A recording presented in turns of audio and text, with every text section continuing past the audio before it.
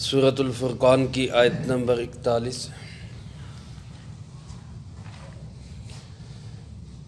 الحمد للہ وکفی وسلام علی عبادہ الذین اصطفی، خصوصاً علی سید الرسل وخاتم الانبیاء وعلی آلہ واصحابہ الاتقیاء۔ اما بعد فاعوذ باللہ من الشیطان الرجیم، بسم اللہ الرحمن الرحیم۔ وَإِذَا رَآكَ الَّذِينَ كَفَرُوا وَإِذَا رَأَوْكَ إِن يَتَّخِذُونَكَ إِلَّا هُزُوًا أَهَذَا الَّذِي بَعَثَ اللَّهُ رَسُولًا إِن كَادَ لَيُضِلُّنَا عَنْ آلِهَتِنَا لَوْلَا أَن صَبَرْنَا عَلَيْهَا وَسَوْفَ يَعْلَمُونَ حِينَ يَرَوْنَ الْعَذَابَ مَنْ أَضَلُّ سَبِيلًا أَرَأَيْتَ مَنِ اتَّخَذَ إِلَٰهَهُ هَوَاهُ أَفَأَنْتَ تَكُونُ عَلَيْهِ وَكِيلًا أَمْ تَحْسَبُ أَنَّ أَكْثَرَهُمْ يَسْمَعُونَ أَوْ يَعْقِلُونَ إِنْ هُمْ إِلَّا كَالْأَنْعَامِ بَلْ هُمْ أَضَلُّ سَبِيلًا۔ وَإِذَا رَأَوْكَ، اور جب یہ لوگ تجھے دیکھتے ہیں، ان یتخذونک الا ہزوا، تو تجھے صرف مذاق کا ہی نشانہ بناتے ہیں۔ اہذا الذی بعث اللہ رسولا، اور یوں کہتے ہیں کہ کیا اسی کو اللہ نے رسول بنا کے بھیجنا تھا۔ ان کاد لیضلنا عن آلہتنا، قریب تھا کہ یہ ہمیں بہکا دیتا ہمارے خداؤں سے۔ لولا ان صبرنا علیہا، اگر ہم ان پر صبر کرنے والے نہ ہوتے۔ وسوف یعلمون حین یرون العذاب، اور ان قریب ان کو پتہ چل جائے گا جب یہ عذاب کو دیکھیں گے۔ من اضل سبیلا، کون ہے راستے سے بھٹکا ہوا۔ ارأیت من اتخذ الہہ ہوا، کیا تو نے دیکھا اس شخص کو جس نے معبود بنا لیا اپنی خواہش کو۔ افانت تکون علیہ وکیلا، کیا تو اس پر کوئی ذمہ دار ہے۔ ام تحسب ان اکثرهم یسمعون او یعقلون، کیا تیرا خیال یہ ہے کہ ان میں سے اکثر سنتے ہیں یا عقل رکھتے ہیں۔ انہم الا کالانعام، کچھ نہیں یہ لوگ مگر جانوروں کی طرح ہیں۔ بل ہم اضل سبیلا، بلکہ جانوروں سے بھی زیادہ راستہ بھٹکے ہوئے ہیں۔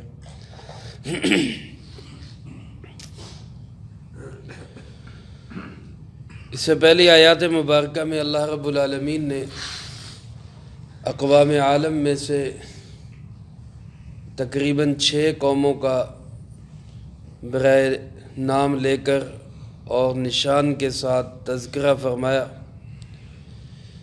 اور باقیوں کی طرف اشارہ کرتے ہوئے اہل مکہ کو اور بالخصوص جناب محمد کریم صلی اللہ علیہ وسلم کے دین کی مخالفت کرنے والوں کو جو قیامت تک آئیں گے، سب کو تنبیہ کی کہ دیکھو جس دور میں بھی جس کسی شخص نے انبیاء علیہ السلام کی دعوت کی مخالفت کی ہے، اس کا انجام بہت خوفناک ہوا ہے۔ قوم نوح کا تذکرہ ہوا، قوم عاد کا تذکرہ ہوا، قوم سمود کا تذکرہ ہوا، قوم لوط کا تذکرہ ہوا، فرعون جیسے ڈکٹیٹر بادشاہ کا تذکرہ ہوا۔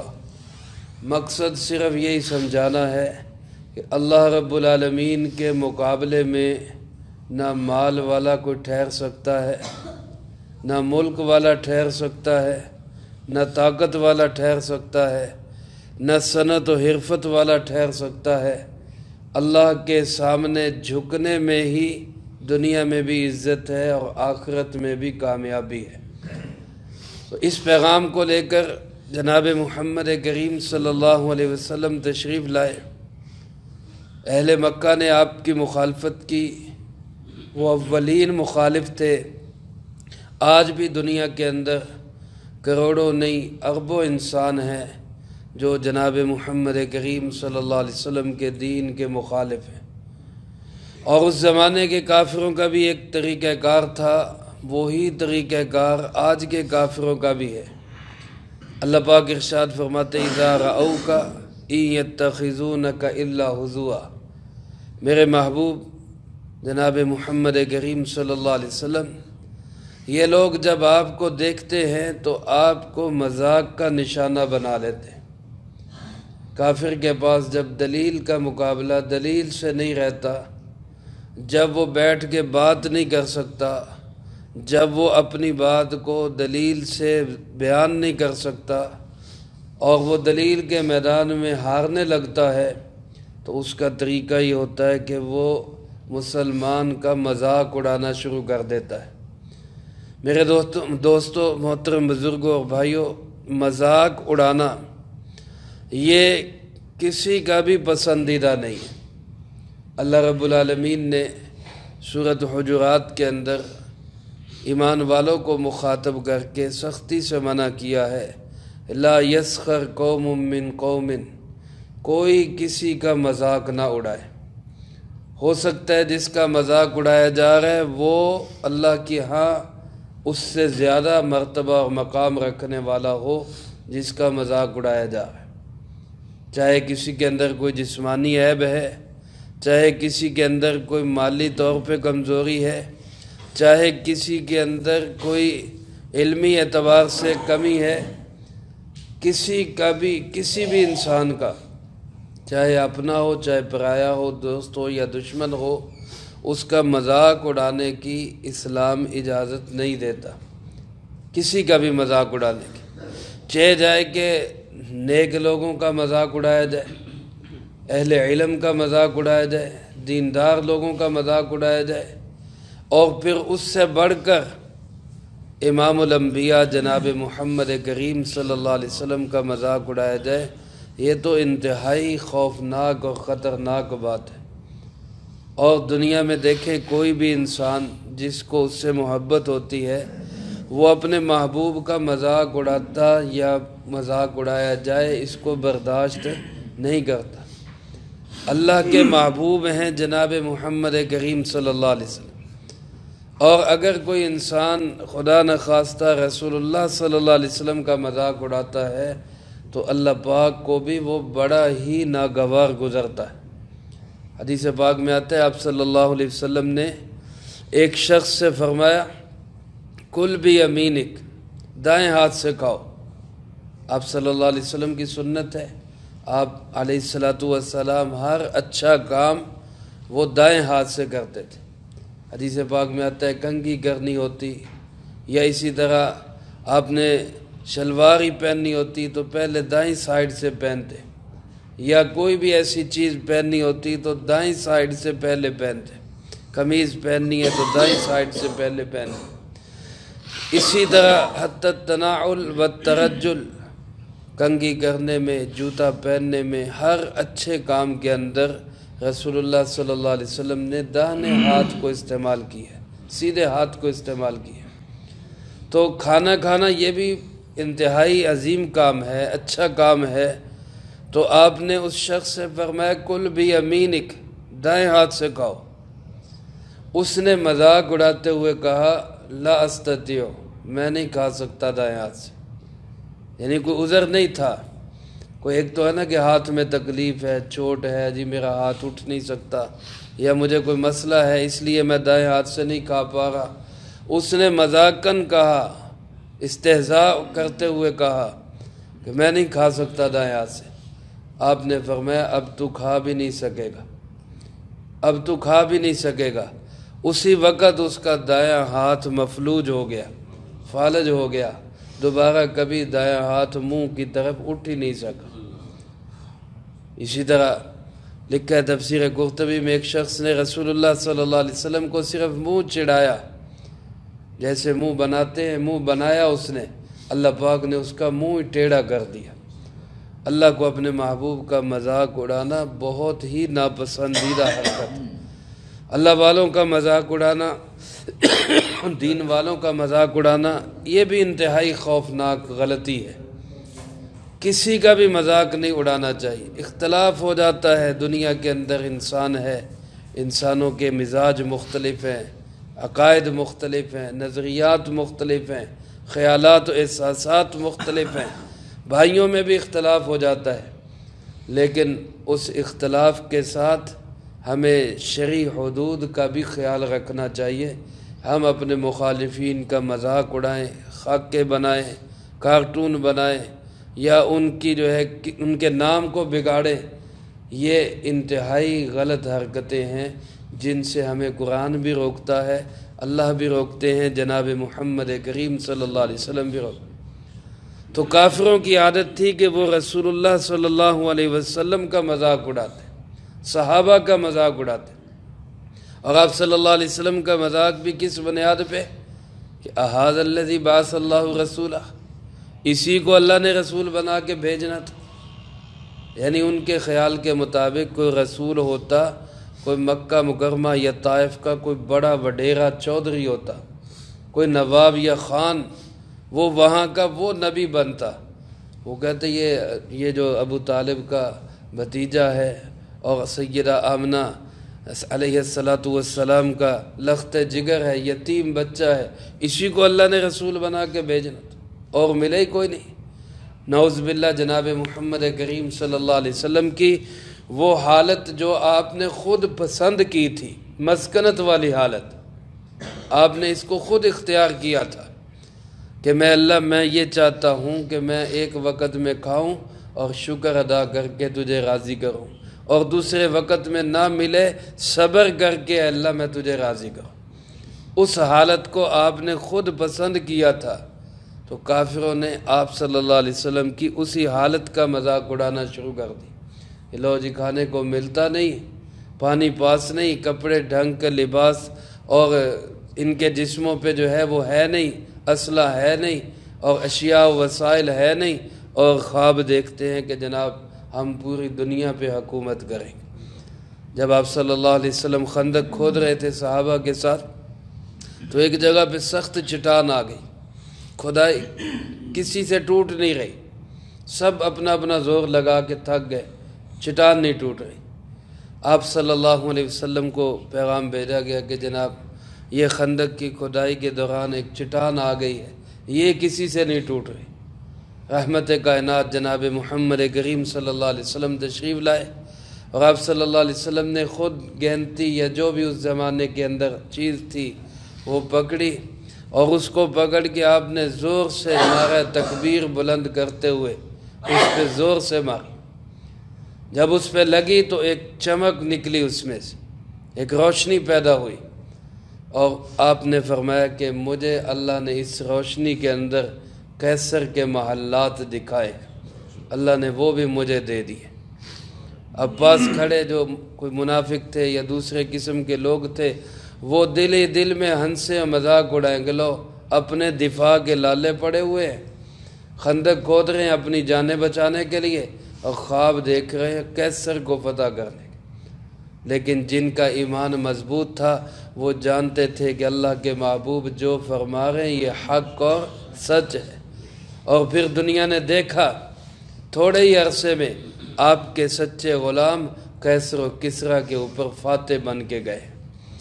تو یہ اللہ رب العالمین دکھاتا ہے، یہ آپ کی اسی حالت کو دیکھ کے مذاق اڑانے لگے، لو جی اسی کو رسول بنا کے بھیجنا تھا، اور پھر باوجود اس کے کہ شدید ترین مخالف تھے آپ کے، لیکن یہ سمجھتے تھے کہ جو آپ کی مجلس میں بیٹھ جاتا ہے، آپ کی گفتگو کو دھیان سے سن لیتا ہے، اس کے دل کے اندر ایمان اتر جاتا ہے۔ تو کہنے لگے ان کاد لیضلنا عن آلہتنا، اور یہ تو ہمیں بھی ہمارے خداؤں سے گمراہ کر دیتا، لولا ان صبرنا علیہا، اگر ہم اپنے خداؤں پہ جم نہ جاتے۔ ظالم اس قدر تھے کہ خداؤں کے اوپر جمنے کو حق سمجھ رہے ہیں اور ایک اللہ کی طرف آنے کو گمراہی سمجھ رہے ہیں۔ اب اندازہ کریں، آج لوگ سوچتے ہیں کہ جناب کوئی انسان غلط ہو کے اتنا مضبوط کیسے ہو سکتا ہے؟ یہ آج کے لوگ تو اتنے مضبوط ہے ہی نہیں جتنے اس زمانے کے کافر اور مشرکین مکہ اپنے عقیدے پر مضبوط تھے، اور وہ خود کو سمجھ رہے تھے کہ ہم بالکل حق پہ ہیں۔ آپ اس کا اندازہ اس سے لگائیں کہ جب بدر کی لڑائی ہوئی اور ابو جہل یہ کہاں سے جا رہا تھا بدر کی لڑائی میں؟ مکہ مکرمہ سے، اور رسول اللہ صلی اللہ علیہ وسلم کہاں سے تشریف لا رہے تھے بدر کی لڑائی میں؟ مدینہ منورہ سے۔ یہ مکہ سے جا رہا ہے، حرم سے جا رہا ہے، اور مسجد حرام کے اندر سے جا رہا ہے، اور جاتے ہوئے بیت اللہ کا غلاف پکڑ کے دعا کر کے جا رہا ہے۔ اب یہ اپنے آپ کو سمجھ رہا تھا کہ میں غلط ہوں، تو بیت اللہ کا اپنے آپ کو مجاور اور خادم سمجھ کے جا رہا ہے، جی میں نے بڑی بیت اللہ کی خدمت کی ہے، اور اتنا اس کو یقین تھا اپنے حق پہ ہونے کا کہ جب بیت اللہ سے چلنے لگا تو یوں دعا نہیں کی کہ یا اللہ مجھے فتح دے دینا، یا اللہ میرے لشکر کو فتح دے دینا، بلکہ دعا کس طرح کی اس نے؟ دعا کے الفاظ یوں تھے کہ یا اللہ مجھ میں سے اور محمد صلی اللہ علیہ وسلم میں سے جو حق پہ ہے اس کو فتح دے دے۔ اپنا حق پہ ہونا اس کو اتنا یقینی تھا کہ میں ہی حق پہ ہوں کہ یہ بھی کہنے کی ضرورت نہیں کہ مجھے فتح دو، بلکہ یوں کہہ رہے کہ یا اللہ جو حق پہ ہے اس کو فتح دے دو۔ اپنے آپ کو وہ اس قدر سچا اور حقیقی اور اللہ کا نمائندہ سمجھ رہا تھا ابو جہل۔ آپ اندازہ کریں آج کے کافروں کو اگر کوئی انسان کہتا ہے کہ جناب آج بے ایمان، آج کافر، آج منافق لوگ وہ اپنے آپ کو حق پہ کہتے ہیں تو ہم کیا کریں؟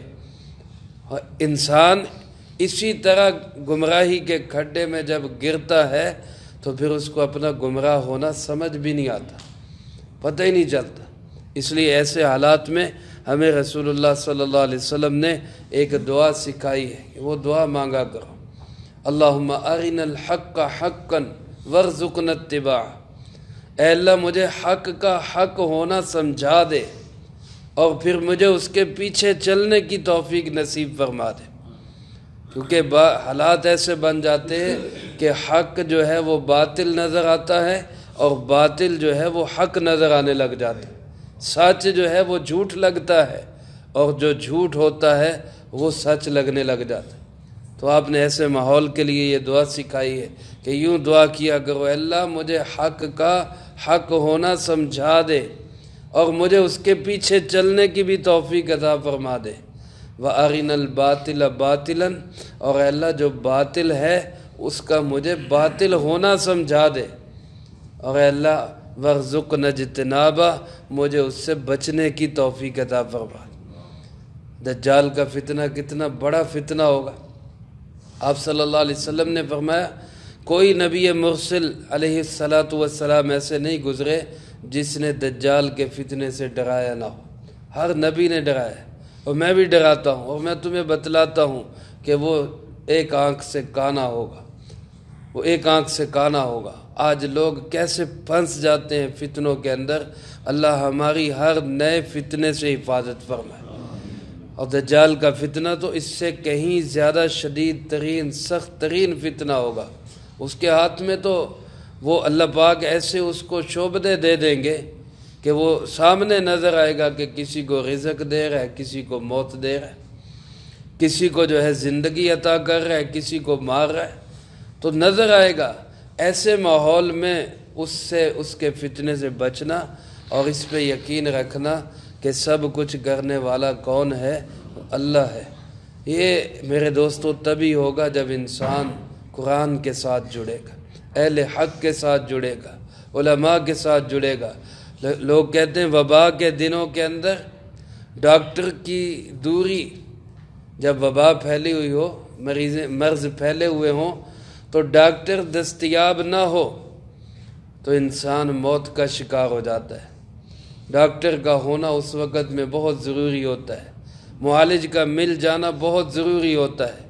اسی طرح فتنوں کے دور کے اندر علماء کا نہ ہونا یہ انسان کی روحانی طور پر موت ہے، روحانی اعتبار سے انسان کے ایمان کا خطرہ ہے۔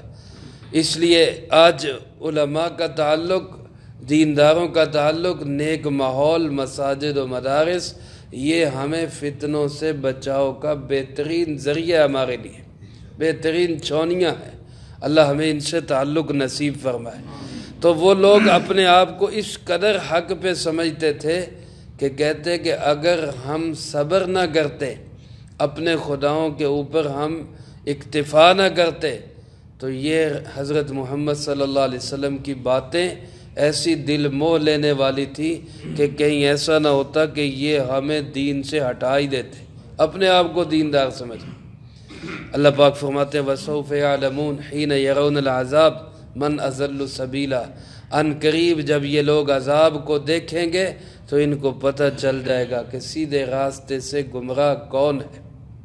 ابھی تو آنکھوں پہ پردے پڑے ہوئے، ابھی تو دنیا کی محبت آنکھوں پہ چھائی ہوئی ہے، ابھی تو آنکھ جو ہے وہ دور تک دیکھ نہیں پا رہی، لیکن وہ شاعر کہتے ہیں نا فَسَوْفَ تَرَىٰ إِذَا انْكَشَفَ الْغُبَارُ أَفَرَسٌ تَحْتَ رِجْلِكَ أَمْ حِمَارٌ، کہ جب یہ دنیا کا غبار چھٹ جائے گا تو پھر نظر آئے گا کہ گھوڑے پہ سوار تھے یا گدھے پہ سوار تھے، پھر پتہ چلے گا۔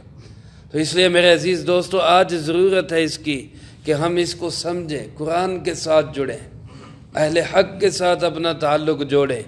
اللہ پاک فرماتے ہیں اَرَأَيْتَ مَنِ اتَّخَذَ إِلَٰهَهُ هَوَاهُ، کیا تو نے دیکھا اس شخص کو جس نے اپنا معبود اپنی خواہش کو بنا لیا۔ یہ جو خواہش ہوتی نا، اندر کی خواہش، تفسیر حسینی والے لکھتے ہیں، فرماتے کہ آدم علیہ السلام کا حوا سے نکاح ہوا تو انسان پیدا ہوا، آدم کا حوا سے نکاح ہوا تو انسان پیدا ہوا۔ شیطان کا نکاح اللہ نے دنیا سے کیا، شیطان اور دنیا میں سے خواہش پیدا ہو گئی۔ شیطان اور دنیا ملتی ہے تو خواہشات پیدا ہوتی ہیں، اور جب بندہ ہر جائز ناجائز خواہش کو پورا کرنا شروع کر دیتا ہے تو پھر گویا وہ خواہش کو ہی اپنا خدا بنا لیتا ہے۔ میری ہر چاہت پوری ہونی چاہیے، میرا دل کیا کھانے کو میں نے کھا لیا، میرا دل کیا بولنے کو میں نے بول دیا، میرا دل کیا سننے کو میں نے سن لیا، میرا دل کیا جانے کو میں چلا گیا، میرے دل میں جو آیا میں نے کما لیا، دل میں جو آیا میں نے کھا لیا۔ میرے محترم دوستو، یہ ہر خواہش کا پورا کرنا، یہ خواہش کو خدا بنانے والی بات ہے۔ اسلام کے اندر کچھ خواہشیں ایسی ہیں جو شریعت کے دائرے میں رہتے ہوئے پوری ہو جاتی ہیں، شریعت کے دائرے میں رہتے ہوئے پوری ہو جاتی ہیں، وہاں تک اجازت بھی ہے، لیکن وہاں تک بھی حکم یہی ہے کہ کوشش کرو خواہش کے گھوڑے کو قابو میں رکھو، کیونکہ یہ جب بے قابو ہو جاتا ہے تو پھر یہ شریعت کا دائرہ نہیں دیکھتا، پھر یہ باہر کو بھاگتا ہے۔ پھر کچھ چیزیں ایسی ہوتی ہیں جو حلال میں پوری نہیں ہوتی، حرام میں پوری ہوتی ہیں، تو پھر یہ کہتا ہے یار تھوڑا تھوڑا چسکا لے لیں، تو چلو معافی مانگ لیں گے، توبہ کر لیں گے۔ اب اس گھوڑے کو اگر قابو نہیں کرتا، حلال سے حرام کی طرف جاتا ہے، اور پھر حرام میں بھی خواہش پوری نہیں ہوتی، پھر کچھ خواہشیں ایسی ہوتی ہیں جو کفر میں جا کے پوری ہوتی ہیں، جو ایمان میں بھی پوری نہیں ہوتی، حرام کے ساتھ بھی پوری نہیں ہوتی۔ تو پھر اگر خواہش کے گھوڑے کو قابو میں نہیں کرے گا تو یہ سرپٹ گھوڑا دوڑتے دوڑتے انسان کو ایمان سے نکال کر کفر میں لے جاتا ہے۔ تو یہ خواہش اتنی خطرناک چیز ہے۔ من چاہی زندگی، جو میں چاہوں گا وہ ہونا چاہیے، میرا جسم میری مرضی، یہ میرے دوستو کفریہ نعرے ہیں، اسلام کے مخالف نعرے ہیں، انتہائی گندے اور گھنونے نعرے ہیں۔ اللہ پاک نے اسی کو فرمایا تو نے دیکھا ایسے شخص کو جس نے اپنا معبود کس کو بنا لیا؟ اپنی خواہش کو۔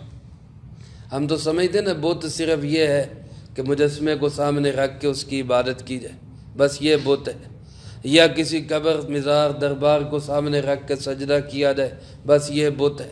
حالانکہ مال کمانا چاہے حلال ہو چاہے حرام ہو، مجھے پیسہ ملنا چاہیے، تو اس کا مطلب ہے انسان نے خدا کس کو بنا لیا؟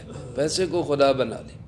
وہ سمجھتا ہے میرے اس سے مسئلے حل ہوں گے، حالانکہ مسئلے حل کرنے والا کون ہے؟ اللہ ہے۔ اپنی خواہش پوری کرنی ہے، چاہے حلال ہے چاہے حرام ہے، جائز ہے ناجائز ہے، میں نے خواہش پوری کرنی ہے جیسے مرضی ہو۔ اس کا مطلب ہے کہ اس کا معبود اللہ نہیں ہے، اس کا معبود تو اس کی خواہش بن گئی، اپنی خواہشات کو اس نے معبود بنا لی۔ اس لیے حضرت عبداللہ ابن عباس رضی اللہ تعالیٰ عنہ فرماتے ہیں غیر شرعی خواہشات ایک بت ہے جس کی عبادت کی جاتی ہے۔ غیر شرعی خواہشات ایک بت ہے جس کی عبادت کی جاتی ہے۔ تو گویا یہ بھی اللہ کے مقابلے کے اندر ایک خدا بنایا ہوا۔ ایک اللہ والے بیٹھے بیٹھے کہنے لگے نہ تو میرا اللہ نہ میں تیرا بندہ، نہ تو میرا اللہ نہ میں تیرا بندہ، نہ تو میرا اللہ نہ میں تیرا بندہ۔ لوگ پریشان ہو گئے۔ اب سننے والا تو یہ سمجھ رہا ہے یہ تو اللہ کو کہہ رہے نہ تو میرا اللہ نہ میں تیرا بندہ۔ لوگ پریشان ہو گئے۔ کچھ دیر کے بعد جب وہ اپنے اس کیفیت سے باہر نکلے تو کسی نے پوچھا کہ حضرت یہ آپ کیا کہہ رہے تھے نہ تو میرا اللہ نہ میں تیرا بندہ، یہ تو غلط جملہ نکل گیا آپ کی زبان سے۔ تو حضرت نے فرمایا کہ بھائی میں نے کوئی اللہ کو نہیں کہا، میرا تو نفس، میرا اندر کا جی یہ چاہ رہا تھا کہ انار کھاؤں، وہ مجھے کہہ رہا تھا انار کھلا، تو میں اس کو کہہ رہا تھا کہ نہ تو میرا اللہ ہے نہ میں تیرا بندہ ہوں، میں تیری بات کیوں مانوں، میں تیری بات کیوں مانوں۔ یہاں تک دیکھیں اللہ والوں نے محنت کی کہ اپنی جائز خواہشات کو بھی کنٹرول میں رکھا۔ حالانکہ اب انار کھانا کوئی گناہ نہیں ہے، جائز خواہش ہے، لیکن ان جائز خواہشات کو بھی ہر خواہش پوری کرنا۔ علماء نے لکھا ہے کھانے کو بھی دل کرے تو انسان اس لیے نہ کھائے کہ میرا دل کر رہا ہے میں کھا لوں، میرا دل کر رہا ہے میں کھا لوں، بلکہ یہ سمجھ کے کھائے کہ اللہ کا حکم ہے، جناب محمد کریم صلی اللہ علیہ وسلم کی سنت ہے، میں اس لیے کھا رہا ہوں۔ پانی پیاس لگی، پانی پینا ہے، مشروب پینا ہے، شربت، بوتل، کوئی چیز اس لیے نہ پیے کہ میرا دل کر رہا ہے، بلکہ تھوڑی دیر کے لیے رک کے یہ دل میں نیت بنا لے کہ اللہ کا حکم ہے پیاس لگے تو پانی پی لو، رسول اللہ صلی اللہ علیہ وسلم کی سنت ہے، آپ کو پیاس لگتی تو آپ پانی پیتے تھے، میں تو وہ سنت ادا کر رہا ہوں، میں تو وہ حکم پورا کر رہا ہوں۔ تو اب اس حکم پورا کرنے پہ بھی اجر ملے گا، اجر ملے گا، اور خواہش کا بت ٹوٹے گا، خواہش کا بت ٹوٹے گا۔ ایک بزرگ بیمار ہوئے تو کہیں سے شفا نہیں ہو رہی تھی، کہیں سے شفا نہیں ہو رہی۔ کسی نے بتلایا کہ جی فلاں ہندو معالج ہے، اس کے پاس جانا پڑے گا، معالج ہے علاج کر دے گا لیکن ہے ہندو، اور اس کے ہاتھ میں شفا ہے، آپ اس سے علاج کرائیں تو اس سے شفا ہو جائے گی۔ اب علاج کے لیے غیر مسلم کے پاس جانے میں کوئی قباحت نہیں، چلے گئے، علاج کروایا اس سے، اللہ نے اس کو شفا دے دی۔ تو کہنے لگے اس سے، کہتے کہ یہ مقام و مرتبہ تو نے کیسے حاصل کیا کہ تیرے ہاتھ میں اتنی شفا ہے، کیسے ملا تجھے؟ تو اس نے، ہندو نے کہا کہ جی بات یہ ہے کہ میں نے ہمیشہ اپنے نفس کی خواہش کی خلاف ورزی کی، میں نے ہمیشہ اپنے نفس کی خواہش کی خلاف ورزی کی، میرے نفس نے جو کہا کھاؤ، میں نے کہا نہیں کھانا، اس نے کہا سونا ہے، میں نے کہا نہیں سونا، اس نے کہا ادھر جانا ہے، میں نے کہا نہیں جانا، ہمیشہ میں نے نفس کی خواہش کے خلاف کیا ہے، تو مجھے یہ مقام مل گیا ہے کہ اب میں جس کو بھی دوا دیتا ہوں اس کو شفا ہو جاتی ہے، یہ مقام مجھے اس سے ملا ہے۔ تو یہ اللہ والے کہنے لگے کہ پھر ایسا کرو تم کلمہ پڑھ کے مسلمان ہو جاؤ۔ وہ کہنے لگا کہ نہیں یہ نہیں میں کر سکتا، یہ میں نہیں کر سکتا۔ تو ایمان والے تھے، داعی تھے، دعوت دینے والے تھے، کہنے لگے اچھا یہ بتاؤ کہ تمہارا دل چاہتا ہے ایمان قبول کرنے کو؟ کہتے نہیں چاہتا۔ تو کہنے لگے پھر یہاں بھی نفس کی مخالفت کرو، یہاں بھی نفس کی مخالفت کرو۔ چونکہ اپنے فن کا ماہر تھا، بات کو فوراً سمجھ گیا کہ واقعی نفس کی مخالفت کرنے سے ہی مجھے سکون ملے گا، تو فوراً کلمہ پڑھا اور مسلمان ہو گیا۔ تو یہ مقام اللہ پاک دیتے ہیں جب انسان خواہشات نفسانی کو کچلتا ہے، توڑتا ہے۔ دل میں خواہش پیدا ہوئی کسی جوان خوبصورت لڑکی کو دیکھنے کی راستے میں جا رہا ہے، اب دل کر رہا ہے دیکھوں، لیکن نظریں جھکا لے کہ اللہ کا حکم ہے، اللہ نے منع کیا ہے۔ اب یہ جو خواہش ٹوٹے گی، اس پہ جو دل کے اندر اللہ کی محبت پیدا ہوگی، اس کا کوئی انسان تصور بھی نہیں کر سکتا۔ تو بہرحال اپنے دل کو سمجھا لینا چاہیے، خواہش کو کنٹرول رکھنا چاہیے۔ اللہ فرماتے یہ وہ لوگ ہیں جنہوں نے اپنی خواہشات کو اپنا معبود بنا لیا۔ میرے محبوب افانت تکون علیہ وکیلا، کیا آپ ان کے اوپر کوئی ذمہ دار ہیں؟ نہیں مانتے نہ مانے، بھاڑ میں جائیں، آپ کو اس سے کیا؟ رسول اللہ صلی اللہ علیہ وسلم بڑے ہی پریشان ہوتے، ظاہر ہونا بھی چاہیے، آپ اتنی خیرخواہی سے سمجھاتے لیکن پھر کافر نہیں مانتے تو دل تو دکھتا ہے۔ اللہ کے محبوب نے فرمایا کہ جاؤ، پریشان ہوتے تو اللہ نے فرمایا میرے محبوب آپ پریشان نہ ہو، بھاڑ میں جائے، نہیں مانتے نہ مانے، آپ کا کام صرف محنت کرنا ہے، منوانا نہیں۔ وہ مان جائے ٹھیک ہے، نہیں مانتا نہ مانے۔ اور آپ کیا سمجھتے ہیں؟ ام تحسبوا ان اکثرهم یسمعون او یعقلون، آپ کیا سمجھتے ہیں کہ یہ اکثر لوگ سنتے ہیں، سمجھتے ہیں؟ آپ تو یہ سمجھ رہے ہیں یہ سامنے بیٹھے ہوئے کافر لوگ، میں ان کو تبلیغ کر رہا ہوں، یہ میری بات سن بھی رہے ہیں، سمجھ بھی رہے ہیں۔ نہیں نہیں، اللہ فرماتے میرے محبوب انہم الا کالانعام، یہ جو آپ کے سامنے بیٹھے ہوئے ہیں نا، یہ انسان نہیں، یہ تو جانور ہے۔ یہ انسان نہیں ہے بیٹھے ہوئے، یہ تو جانور بیٹھے ہوئے آپ کے سامنے۔ جب انسان اللہ کا دشمن بنتا ہے، اللہ کا مخالف بنتا ہے، رسول اللہ صلی اللہ علیہ وسلم کا مخالف بنتا ہے، تو پھر وہ اپنے مرتبے مقام سے گرتا ہے، اتنا گرتا ہے کہ جانوروں سے بھی بدتر ہو جاتا ہے۔ فرمایا بل ہم اضل سبیلا، جانوروں سے بھی زیادہ گمراہ۔ ہمارے حضرت مفتی زین العابدین صاحب رحمۃ اللہ علیہ فرمایا کرتے تھے کہ انسان جو ہے یہ فرشتوں سے مقدس ہے، فرشتوں سے مقدس ہے، لیکن اگر اپنی انسانیت پہ آ جائے، اگر صحیح انسان بنے، اور جب یہ انسان دوسروں کا نقصان کرنے پہ آتا ہے، ہر وقت دل دماغ میں یہ فطور ہے میں نے کسی کو نقصان پہنچانا ہے، فرمایا پھر بعض اوقات تو یہ اپنے مرتبے سے گر کے درندہ بنتا ہے۔ درندے کا کام کیا ہوتا ہے؟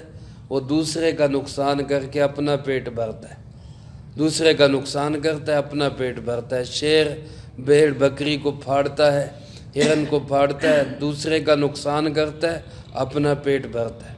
بھیڑیا بکری پہ حملہ کرے گا، دوسرے کا نقصان کرے گا، اپنا پیٹ بھرے گا۔ انسان فرمایا جب انسانیت سے گرتا ہے تو درندہ بن جاتا ہے، دوسروں کا نقصان کر کے اپنا پیٹ بھرتا ہے۔ پھر فرمایا بعض انسان اس سے بھی زیادہ انتہائی درجہ نیچے گر جاتے ہیں کہ وہ سانپ اور بچھو بن جاتے ہیں، سانپ اور بچھو بن جاتے ہیں۔ اب سانپ جب کسی کو ڈستا ہے تو اس سے اس کا پیٹ نہیں بھرتا، لیکن اس کا مقصد کیا ہے؟ دوسرے کا نقصان کرنا، میرا فائدہ ہو نہ ہو میں نے دوسرے کا نقصان کرنا ہے۔ بچھو جب کسی کو ڈنگ مارتا ہے تو اس سے اس کا پیٹ نہیں بھرتا، لیکن وہ ڈنگ کیوں مارتا ہے؟ کہ میں نے اس کا نقصان کرنا ہے، چاہے میرا فائدہ ہو چاہے نہ ہو۔ فرمایا پھر انسان انسانیت سے اتنا گر جاتا ہے کہ وہ کہتا ہے میں نے دوسروں کا نقصان کرنا ہے، میرا فائدہ ہو چاہے نہ ہو، اس سے مجھے غرض نہیں۔ تو یہ ایسا انسان ہے جس کے متعلق اللہ فرماتے بل ہم اضل سبیلا، کہ یہ انسان تو جانوروں سے بھی زیادہ بدتر انسان ہے، گمراہ انسان ہے۔ کیونکہ جانور بھی جس کا کھاتا ہے اس کو مانتا ہے، اس کی مانتا ہے، اس کے سامنے دم ہلاتا ہے کہ یہ میرا مالک ہے، اپنے مالک کو پہچانتا ہے یہ میرا مالک ہے۔ تو انسان کتنا کمینہ ہو گیا، کتنا گھٹیا ہو گیا کہ جس کا کھاتا ہے اس کو پہچانتا ہی نہیں، اس کے سامنے سجدہ ریز ہی نہیں ہوتا، اس کا نام ہی لینا بھول جاتا ہے۔ اللہ مجھے آپ کو اپنی ذات کا تعلق نصیب فرمائے، جو کہا سنا اس کو زندگی میں لا کے دوسروں تک پہنچانے کی توفیق عطا فرمائے۔ اللهم انت السلام ومنك السلام تبارك ربنا وتعالى يا ذا الجلال والاكرام. اللهم انا على ذكرك وشكرك وحسن عبادتك. اللهم احسن عاقبتنا في الامور كلها واجرنا من خزي الدنيا وعذاب الاخره. اللهم باقية كباقية الوليد. اللهم استر عوراتنا وآمن روعاتنا. اللهم إنا نجعلك في نحورهم ونعوذ بك من شرورهم. اللهم اكفنا بحلالك عن حرامك وأغننا بفضلك عمن سواك. اللهم ربنا تقبل منا إنك أنت السميع العليم وتب علينا إنك أنت التواب الرحيم. وصلى الله على النبي الكريم وعلى آله وأصحابه أجمعين برحمتك يا أرحم.